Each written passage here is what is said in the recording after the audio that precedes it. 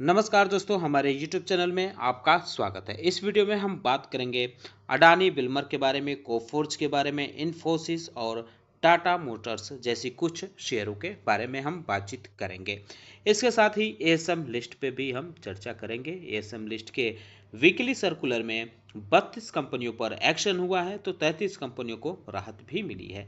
जिन कंपनियों को राहत मिली है उसमें सुजलॉन एनर्जी, एफएमसीजी सेक्टर की कुछ कंपनियां भी देखने को मिल रही हैं। तो कौन कौन सी हैं इस पे चर्चा करेंगे। साथ ही साथ ये भी जानेंगे कि किन कंपनियों के प्राइस बैंड चेंज किए गए हैं। कुल 75 कंपनीज यानी शेयर ऐसे हैं जिनके सर्किट लिमिट घटाई या बढ़ाई गई है। तो इन सारी चीज़ों पे चर्चा करेंगे।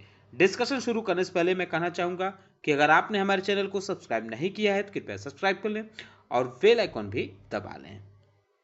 तो सबसे पहले बात करेंगे एएसएम के शॉर्ट टर्म लिस्ट के बारे में। 8 जुलाई से यह लिस्ट लागू मानी जाएगी। इसमें कुल 15 कंपनियों पर एक्शन हुआ है, यानी 15 कंपनियों को इस लिस्ट में शामिल किया गया है।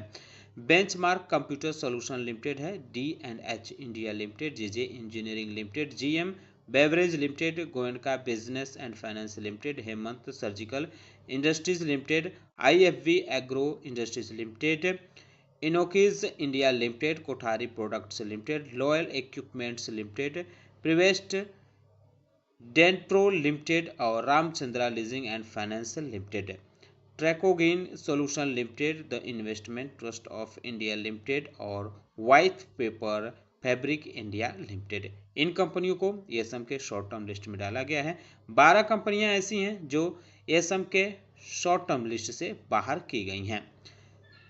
अमरवर्ड Agrico limited, capital trade link limited, क्लेरा industry limited, Collins laboratories limited, केनिक इंजीनियरिंग लिमिटेड और Mayank cattle foods limited, organic recycling system limited, PH capital limited, pro CILB global limited, Rex sealing and packaging industries limited और सेट्रिक्स information securities limited, Umiya tubes limited.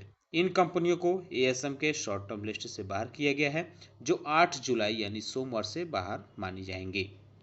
ASM के long term list की बात करें तो इसमें 12 कंपनियों पर एक्शन फिलहाल, यानी 12 कंपनियों को इसमें शामिल किया गया है। AMD industries limited, Biogen pharma chem industries limited, Harrison Malayalam limited, Hind Prakash industries limited, Kaizen agro infrabuild limited, Karla Ayurveda limited, landmark property development company limited, motor and general finance limited, neo infracom limited, NK industries limited, Olympia industries limited, pan India corporation limited. 4 कंपनियां ऐसी हैं जिनको higher stage में move किया गया है, यानी इनको स्टेज 2 में अब शिफ्ट कर दिया गया है, जिनके नाम आप देख सकते हैं।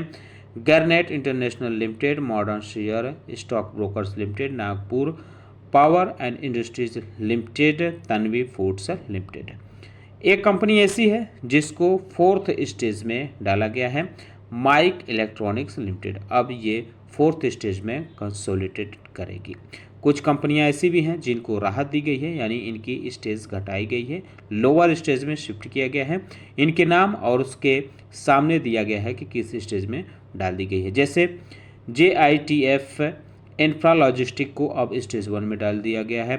इसके अलावा और भी कई कंपनियां हैं जिनके नाम आप देख सकते हैं, master trust, mercury EV tech limited, Shanti Guru industry limited, Suzlon energy को भी स्टेज 1 में शिफ्ट कर दिया गया है। अब सब कुछ सही रहा तो सुजलॉन एनर्जी इसमें से बाहर भी हो सकती है अगले कुछ दिनों में। JVK power and infrastructure limited, Piccadilly agro industries limited, Ratan India power limited, Tina tuber and infrastructure limited, वारे रिन्यूएबल एनर्जी जो है टेक्नोलॉजी लिमिटेड, इसको भी राहत दी गई है, स्टेज 3 में डाल दिया गया है। 11 कंपनियों को एएसएम के लॉन्ग टर्म लिस्ट से बाहर किया गया है। 7 seas entertainment limited, algo quant fintech limited, CRP risk management limited, Dhanlaxmi bank limited, energy development company, Indo cotspin limited, MPIL corporation limited, उर्चित pharma limited, Sarveshwar foods limited, Veljan Denison limited, Walchandnagar industries limited. इन कंपनियों को इसमें से बाहर किया गया है, लेकिन कुछ कंपनियां ऐसी हैं जिनके नाम के आगे सिंबल कोई न कोई बना हुआ है, उनको दूसरे फ्रेमवर्क में डाला गया है। हालांकि इन कंपनियों को एएसएम के लिस्ट से राहत जरूर मिली है। अब अगर उन कंपनियों के बारे में बात करें जिनकी सर्किट लिमिट यानी प्राइस बैंड रिवाइज्ड हुई है, तो यूनाइटेड कोटफैब का 20% हुआ है price band, SP capital financing का 20% हुआ है, शरत इंडस्ट्रीज का 10%, बायोजेन फार्माकेम लिमिटेड का भी 10% हुआ है, नागपुर पावर इंडस्ट्री लिमिटेड का 10%, सिटी प्लस मल्टीप्लेक्स का 10%, लैंडमार्क प्रॉपर्टी डेवलपमेंट कंपनी का 10%, हेमंत सर्जिकल इंडस्ट्री लिमिटेड का 10%, गोयनका बिजनेस एंड फाइनेंस का 10%, Uma export tasty diary speciality, Madhav infra projects limited, Arnold holdings limited, modern share stock brokers limited और Tanvi foods India limited, इनका भी share जो है अब सर्किट लिमिट 10% कर दी गई है। वहीं अगर हम बात करें garden reach ship builders and engineering limited, तो इसकी प्राइस बैंड अब 5% कर दी गई है। सन रिटेल लिमिटेड की 5% हुई है, ऑलटेक सॉल्यूशन लिमिटेड की 5% हुई है, सेंचुरी एक्सटेंशन लिमिटेड की 5% हुई है, पीएच कैपिटल लिमिटेड की 5% हुई, जयमा ग्लास लिमिटेड की 5% हुई, जेनिथ हेल्थ केयर लिमिटेड की 5%, अजेल लिमिटेड की 5%, कोचिन शिपयार्ड की भी सर्किट लिमिट घटाई गई है, अब इसकी 5% कर दी गई है। एचएक्स सिस्टम लिमिटेड की 5%, country club hospitality holidays limited, डेविन इम्प्लेक्स जेसेज industry limited, India Nivas limited, united interactive limited, India bright steel company limited, Maharashtra corporation limited, थारकराल services India limited, Madhusudan securities limited, CNI research polytex India limited, man bro industries limited, MFS intercorp limited, agro paper and industry limited, के Kalpana plastics limited, Swayam software limited की भी circuit limit 5% हुई है।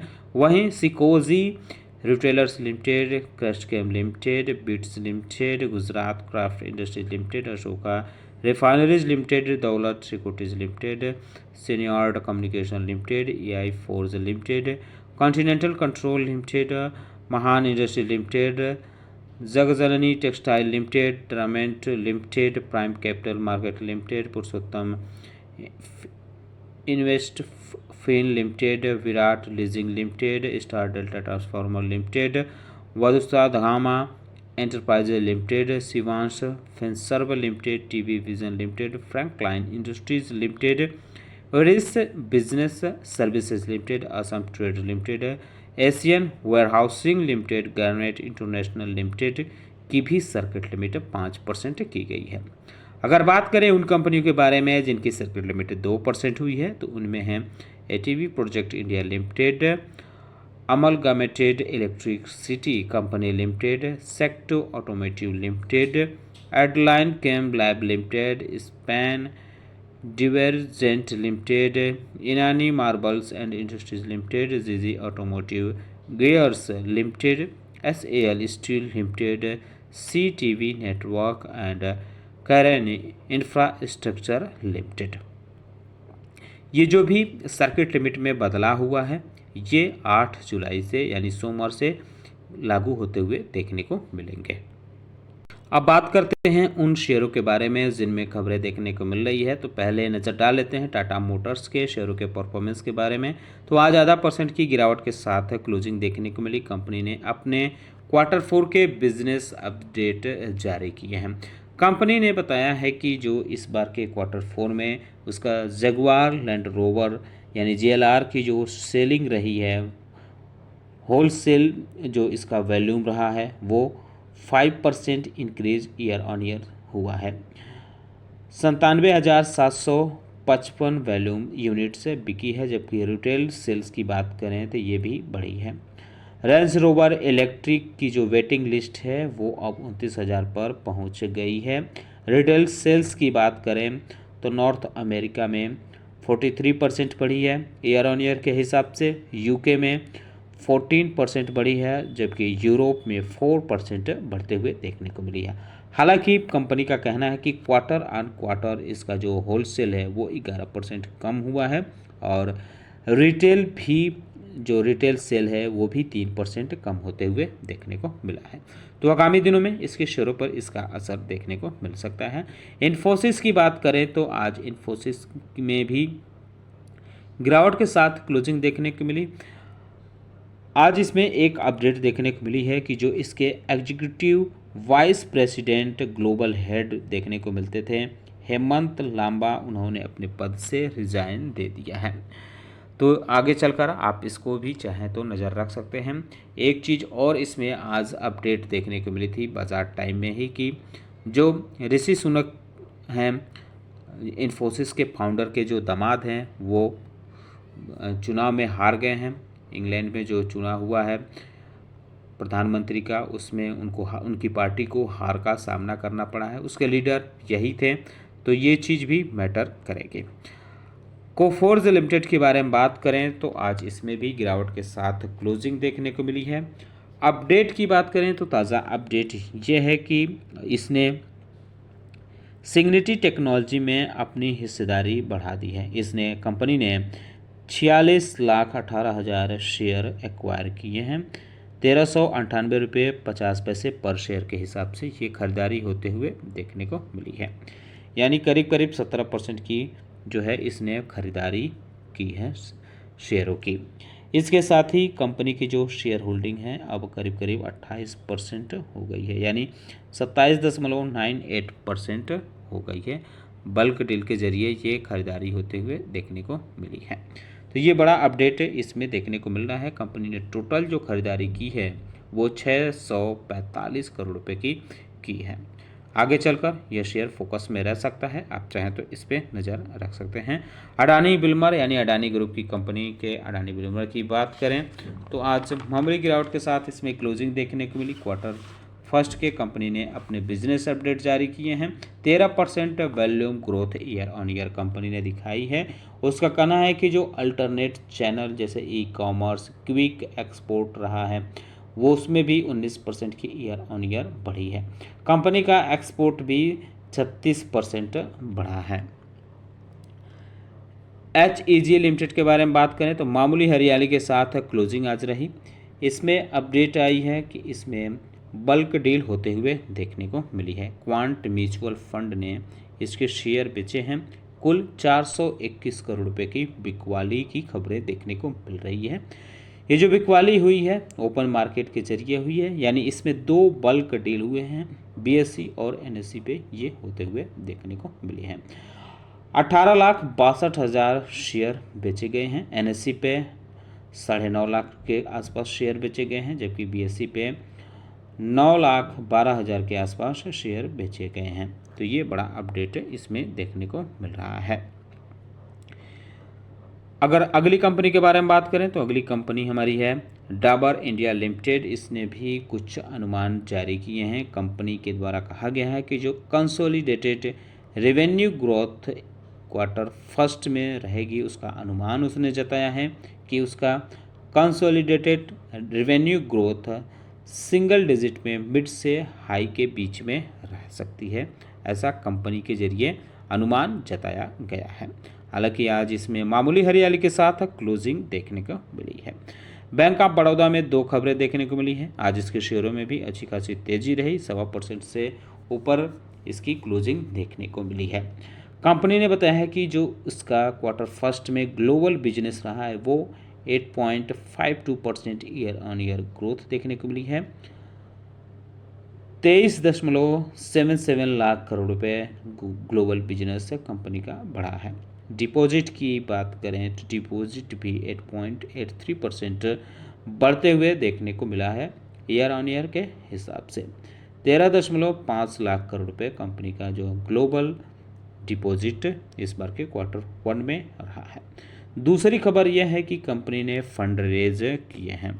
ये जो fund raising रही है ये 750 करोड़ मल्टीपल बॉन्ड के जरिए इसने उठाए हैं, जबकि 10,000 करोड़ इंफ्रा बॉन्ड के जरिए देखने को मिला है।